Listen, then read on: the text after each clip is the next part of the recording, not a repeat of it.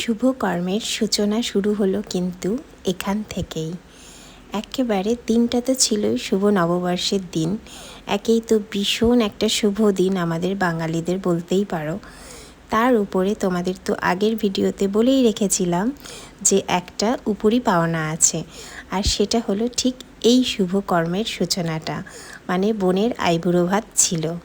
পিস্তত বোনের বিয়ে কিন্তু এই বৈশাখ মাসের শেষের দিকেই, তো সেই জন্যই কিন্তু মামার বাড়ির তরফ থেকে ওকে প্রথম আইবুড়ো ভাত খাওয়ানো হলো। আর আমার বাবা যেহেতু ওর সম্পর্কে মেজো মামা হয়, তো সেই জন্য প্রথম বিয়ের কার্ডটা ঠাকুরের মন্দিরের থেকে নিবেদন করেই, ঠাকুরকে নিবেদন করেই পিসি কিন্তু আমার বাবাকে দিয়ে প্রণাম জানিয়ে গিয়েছিল। যেহেতু বলে নাকি আমাদের সকল শুভ কর্মের সূচনা শুরু হয় মামার বাড়ির তরফ থেকে, তো সেই জন্য সেই দিনই বলে দেওয়া হয়েছিল পিসিকে যে যেহেতু চৈত্র মাস, তো সেই জন্য কোনো শুভ কর্ম তো আমাদের বাঙালিদের এই মাসে হয় না। তো সেই জন্যেই কিন্তু আমার মা আর আমার বৌদি মিলে পিসিকে জানিয়ে দিয়েছিল যে বৈশাখ মাসের একদম পয়লা দিনেই কিন্তু আমাদের বাড়ি থেকে ওকে আইবুড়ো ভাত খাওয়ানো হবে। তো সেই জন্যই কিন্তু বাবার বাড়িতে এই আয়োজন ছিল।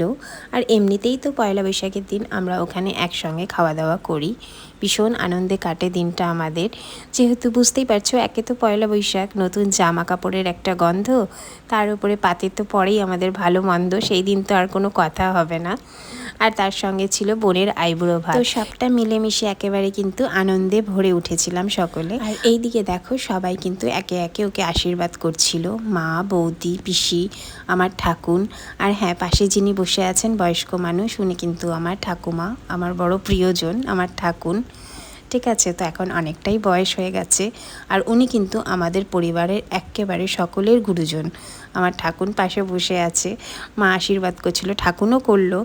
মা বলল ঠিক আছে, আপনি যেরকম পারেন মা সেরকমই করুন, যেহেতু ঠাকুন তো আর এখন অতটাও পেরে ওঠে না। আর যেহেতু ঠাকুনের একটু বয়স হয়ে গেছে, তো বেশিরভাগ কথাই না ভুলে যায়। কিন্তু জানো তো, আমার মা আর বৌদি কিন্তু 100 বার কেন 1000 বারও যদি কোনো কথা ঠাকুর জিজ্ঞেস করে, কখনো আমি দেখিনি ওনারা দুজন বিরক্ত হয় বা কিছু হয়।